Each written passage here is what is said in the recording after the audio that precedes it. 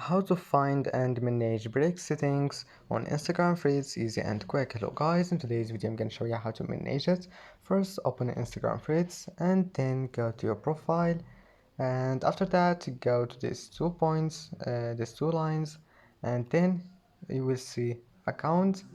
Click on it, and once you're here just hit on take a break, and that's it. Now you can select every 10 minutes, every 20 minutes, and that's it.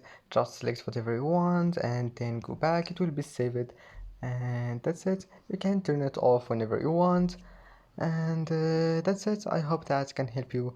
Don't forget to like and don't forget to subscribe, and thank you for watching this video until the end.